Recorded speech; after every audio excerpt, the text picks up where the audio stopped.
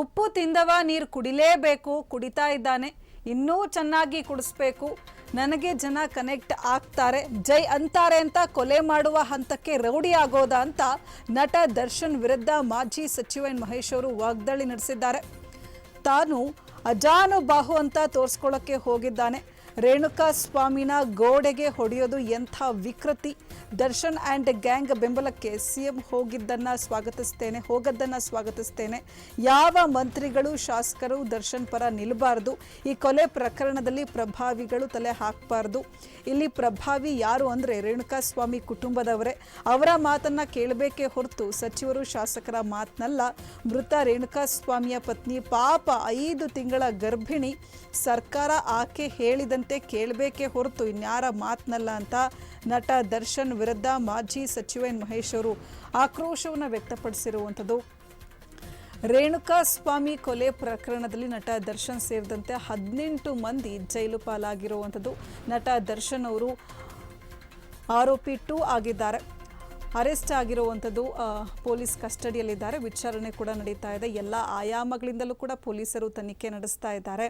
ಉಪ್ಪು ತಿಂದವ ನೀರು ಕುಡಿಲೇಬೇಕು, ಕುಡಿತಾ ಇದ್ದಾನೆ, ಇನ್ನೂ ಚೆನ್ನಾಗಿ ಕುಡಿಸ್ಬೇಕು ಅವನಿಗೆ, ನನಗೆ ಜನ ಕನೆಕ್ಟ್ ಆಗ್ತಾರೆ, ಜೈ ಅಂತಾರೆ ಅಂತ ಕೊಲೆ ಮಾಡುವ ಹಂತಕ್ಕೆ ರೌಡಿ ಆಗೋದ ಅಂಥೇಳಿ ನಟ ದರ್ಶನ್ ವಿರುದ್ಧ ಮಾಜಿ ಸಚಿವ ಎನ್ ಮಹೇಶ್ ಅವರು ವಾಗ್ದಾಳಿ ನಡೆಸಿರುವಂಥದ್ದು.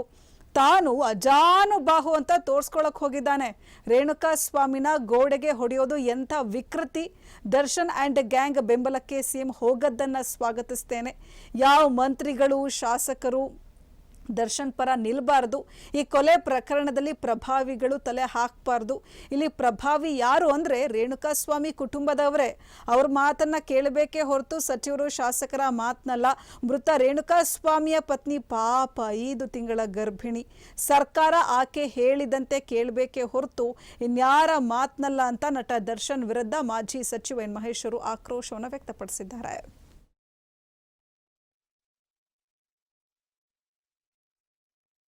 ಉಪ್ಪು ತಿಂದವನು ನೀರು ಕುಡಿಲೇಬೇಕು, ಕುಡಿತಾ ಇದ್ದಾರೆ, ಇನ್ನೂ ಚೆನ್ನಾಗಿ ಕುಡಿಸ್ಬೇಕು. ಅವ್ರಿಗೆ ದುರಂಕಾರ ಇದೆಯಲ್ಲ.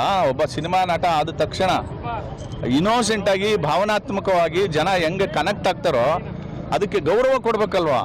ಜನ ಕನೆಕ್ಟ್ ಆಗ್ತಾರೆ, ನನಗೆ ಜೈ ಅಂತಾರೆ ಅಂತ ಹೇಳಿ ರೌಡಿ ಆಗ್ಬಿಡೋದಾ? ಯಾವ ಹಂತದ ರೌಡಿ? ಕೊಲೆ ಮಾಡೋ ಹಂತಕ್ಕೆ ಏನಾಗಿದೆ ಇವ್ರಿಗೆ? ತಲೆ ಕೀಲಿ ಕೆಟ್ಟಿದೆಯಾ? ನನಗನ್ಸುತ್ತೆ is not A abnormal person. ಹೌದು, ಈಗ ವಿಡಿಯೋಗಳು ಹೊರಗಡೆಗೆ ಬರ್ತಾ ಇದೆ. ಇವನು ಅಜಾನುಬಾಹು ಅಲ್ವಾ, ತೋರಿಸ್ಕೋಬೇಕಲ್ಲ. ಅಜಾನುಬಾಹು ಅಂತ ತೋರಿಸ್ಕೋಬೇಕಲ್ಲ. ರೇಣುಕಾ ಸ್ವಾಮಿ ಕಾಲಿಡ್ಕೊಂಡು ಎತ್ತಿ ಗೋಡೆ ಹೊಡೆಯುವಂಥದ್ದು ಎಂಥ ವಿಕೃತಿ. ಮರ್ಮಾಂಗಕ್ಕೆ ಒದೆಯುವಂಥದ್ದು, ಎದೆ ಮೂಳೆ ಮುರಿದೋಗಿದೆ. ಸೊ ದೇರ್ ಫಾರ್ ನನಗನ್ಸುತ್ತೆ ಈ should be given rigorous punishment. ಇವರ ಬೆಂಬಲಕ್ಕೆ ಮುಖ್ಯಮಂತ್ರಿಗಳು ಹೋಗದೆ ಇರೋದನ್ನ ನಾನು ಸ್ವಾಗತ ಮಾಡ್ತೀನಿ. ಯಾವ ಮಂತ್ರಿಗಳು ಶಾಸಕರು ಅವ್ರ ಪರವಾಗಿ ನಿಲ್ಕೂಡ್ದು. ಯಾರು ಪ್ರಭಾವಿ ಈ ಘಟನೆಯಲ್ಲಿ? ಪ್ರಭಾವಿ ಯಾರು ಅಂತಂದ್ರೆ ಅಲ್ಲಿ ಸತ್ತೋಗಿದಾರಲ್ಲ ಅವ್ರ ಮನೆಯವರು ಪ್ರಭಾವಿ. ಅವ್ರ ಮಾತು ಕೇಳಬೇಕು. ಯಾವ ಸಚಿವರ ಮಾತು ಇಲ್ಲ, ಯಾವ ಮುಖ್ಯಮಂತ್ರಿಗಳ ಮಾತು ಇಲ್ಲ. ಗಂಡನ್ ಕಳ್ಕೊಂಡಿದ್ದಾಳಲ್ಲ ಎಮ್ಮ, ಅವಳೇ ಪ್ರಭಾವಿ. 5 ತಿಂಗಳು ಪ್ರೆಗ್ನೆಂಟ್ ಅವಳು ಪ್ರಭಾವಿ.